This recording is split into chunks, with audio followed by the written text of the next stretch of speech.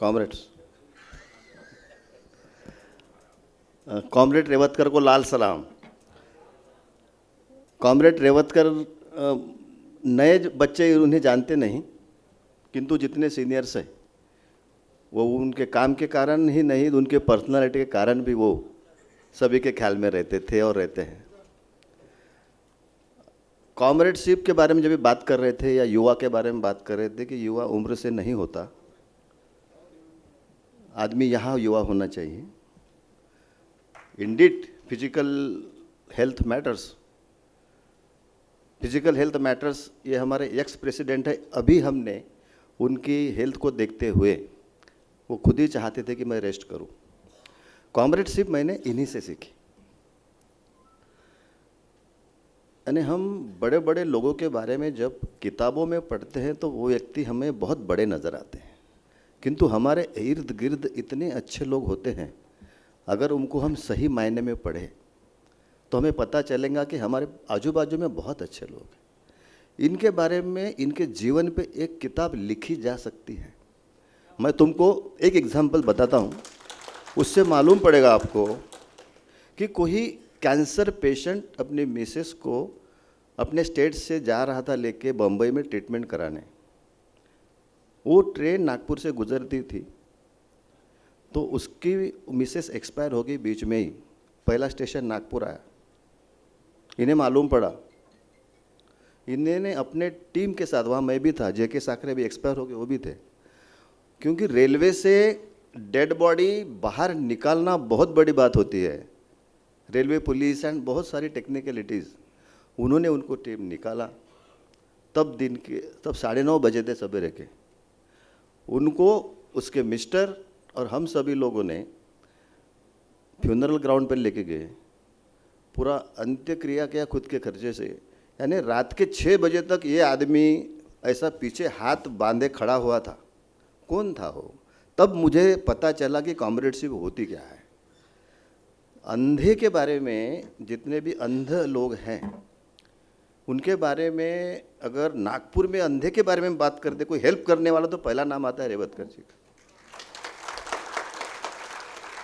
और वो वे कहते हैं कि जितने भी बड़े बड़े लोग डिफॉल्टर्स है, एनपी अकाउंट हुए हैं, बड़े लोग हैं, इन्होंने जितने भी अंधे हैं उन लोगों को धर्मपेट ब्रांच से फाइनेंस दिलाया।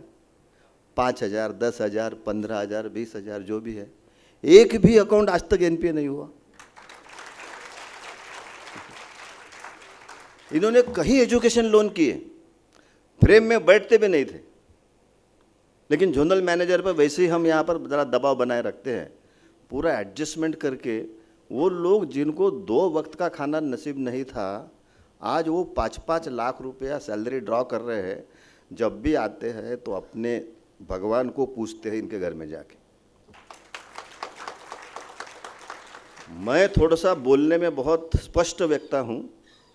कहीं बार मैंने उनको हमारे जेडसीसी में भी बोल दिया कि ये you can't speak like this, बहुत सारी बातें। मेरे पूरे लाइफ में, करियर में, यूनियन के एक वक्त मुझे याद नहीं है कि उन्होंने मुझे क्रॉस भी किया हो। बोले बर yes you are doing well, go ahead. यानी कभी लोग फ़ोटो निकालते हैं ना, किसी प्रोसेशन में वगैरह, सामने सामने जाने की आदत रहती है। मुझे, मेरा स्वभाव नहीं है। वो मुझे खींचते थे, इधर आओ, तुम फोटो में आने को होना। हमारे फैमिली रिलेशंस भी है। इनका बच्चा, मैं ट्यूशन पढ़ाता हूँ फिजिक्स मैथ्स, तो हमने उनके बच्चे को पढ़ा है घर जैसा। मेरा भी बच्चा इनके साथ में था, तो हमारे फैमिली रिलेशन भी है। और बाकी यूनियन में हमारे लीडर थे कई साल तक, ईएमबी में अच्छे पोस्ट पर थे। और मैं शब्दों में सही में बयान नहीं कर, ऐसे बहुत बातें अगर मैं यहाँ कहूँ तो मतलब मुझे टाइम लगेगा आधा घंटा। तो ऐसे व्यक्ति को मैं दिनेश झा को बोला कि मैं चाहता हूँ कि वो फेडरेशन में भी थे तो उनको हम सम्मानित करें और लोगों को बताएं कि एक ऐसे भी कॉमरेड है, बिल्कुल कोई स्वार्थ नहीं, यानी ये रात रात जग के लोगों के काम करने वाले हैं। उसमें से हमारे कॉमरेड रेवतकर हैं, इन्हें हम सम्मानित करने जा रहे हैं। मैं चाहता हूँ रेवतकर खुद अगर वो बोलना चाहते हैं तो 2 शब्द बोले। He was once upon a time the best orator of our unit and the best person I have ever seen.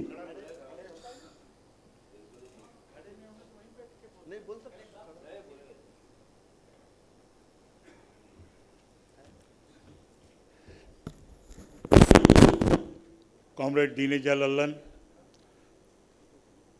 और सभी नेतागण और यहाँ पे उपस्थित सभी कॉमरेड्स, लाल सलाम आपको। मेरा यूनियन का करियर 1989 से चालू हुआ। गलती से हुआ, गलती से इसलिए बोला कि मेरे चाचा थे हिंगन घाट में, मैं हिंगन घाट में पोस्टेड था, साइकिल पोलो का प्लेयर था मैं, नेशनल प्लेयर था मैं। तो मैं जब यूनियन में गया तो मेरे चाचा ने मेरे ऊपर ऑब्जेक्शन लिया, बिल्कुल नहीं जाना। मैं बोला आप कैसी बात कर रहे हैं चाचा, आप तो ट्रेड यूनियन लीडर हो। वो नागपुर में हिस्लॉप कॉलेज में लेक्चर थे, उस जमाने के MSc LLB, और उनको वसंतराव साठे ने हिंगन घाट इसलिए भेजा ताकि वहाँ पे 2 मिल थे, कॉटन मिल, करीब करीब 6000 कर्मचारी थे, उनको ट्रेड यूनियन बनाने के लिए भेजा। तो उन्होंने ट्रेड यूनियन बनाया और बाद में 1.5 साल जेल में भी रहे, मिसा में। तो उन्होंने शादी नहीं किया। तो उनको ऐसा लगा कि मैं अगर ट्रेड यूनियन में रहूँगा तो ये सब नहीं, ये सब होगा। तो मैंने बोला नहीं चाचा। फिर उन्होंने मेरे को अडॉप्ट किया। उन्होंने शादी वादी नहीं किया था, बहुत बड़े वकील थे वो। तो नागपुर में आया, 1995 में मेरे को प्रेसिडेंट बनाया। पहली बार यूनियन की हिस्ट्री में नागपुर के बाहर का आदमी प्रेसिडेंट करके खड़ा रहा। तब मुझे डाउट था मैं चुन के आऊँगा कि नहीं, क्योंकि तब हमारे इलेक्शन जैसे अभी लोकसभा विधानसभा के इलेक्शन होते वैसे ही इलेक्शन होते थे, क्योंकि 1-1 महीना छुट्टी लेके हम टूर मारते थे। तो चुन के आया मैं, और उसके बाद मैंने मेरा गांव हिंगन घाट छोड़ दिया, नागपुर में रहा। अब bank of India staff union ने मुझे मौका दिया। फॉर एग्जाम्पल, अभी बोवाटे जी ने बोला कि ब्लाइंड लोगों को आपने फाइनेंस कराया, क्योंकि यूनियन का प्रेसिडेंट होने के वजह से मैनेजर डरता था, और मैं ज़बरदस्ती 240 लोगों को फाइनेंस करवाया, जितने भी नागपुर में ब्लाइंड लोग थे। और जो जैसा वो बेचते थे, जो पैकेट बेचना, ये बेचना, वो बेचना, तो उनको पकड़ पकड़ के 2010 में चालू किया, जब VG कामत यहाँ पे जोनल मैनेजर थे, मैं मार्केटिंग में था। उन्होंने मेरे को बोला रेवतकर मुझे ऐसा कुछ काम करके दिखाओ, ये तो बड़े लोगों को कोई भी फाइनेंस करता। तो उन्होंने बैंक की गाड़ी दिया, और एक भूपेंद्र नारायण करके थे जो मार्केटिंग इंचार्ज थे। हम दोनों बैंक की गाड़ी लेके घूमते थे। अगर कोई ब्लाइंड भीख मांगते हुए दिखा तो हम उसको गाड़ी में डालते थे, धर्मपेट ब्रांच में ले जाते थे, उसका फॉर्म भरते थे, और उसको 15,000 रुपये DRI में हमने फाइनेंस किए। करीब करीब 62 लोगों को फाइनेंस किए, उसमें से 60 लोगों ने पैसे वापस किए। फिर 2015-16 में मुद्रा लोन आया, तो करीब करीब 240 ब्लाइंड लोगों को फाइनेंस किए हमने। और ये बहुत बड़ी ये थी कि पूरे इंडिया में कोई भी बैंक ने ब्लाइंड लोगों को फाइनेंस नहीं किया। और देवर सो पर्टिकुलर, एक आधी इंस्टॉलमेंट पीछे रहता था उनका। थोड़ा कोरोना काल में उनको तकलीफ हुई, क्योंकि उनका वो काम पूरा बंद था, ST बंद थी, बसेस बंद थी, ट्रेन बंद थी, तो जो हॉकर्स थे उनको बड़ा प्रॉब्लम था। तो लेकिन उन्होंने बाद में अपना लाया, और पूरे अभी मैं धर्मपेट ब्रांच गया था पिछले महीने में, तब उन्होंने बोला कि पूरे 240 अकाउंट बंद हो गए। तो ये सब bank of India staff union के वजह से हुआ, क्योंकि स्टाफ यूनियन का सपोर्ट था मेरे पीछे में, और इसलिए मैं सब कर पाया। बहुत बहुत शुक्रिया आपका, आपने यहाँ पर मुझे बुलाया, और जो भी आपका जो है उसके लिए मैं सबका धन्यवाद अदा करता हूँ। लाल सलाम।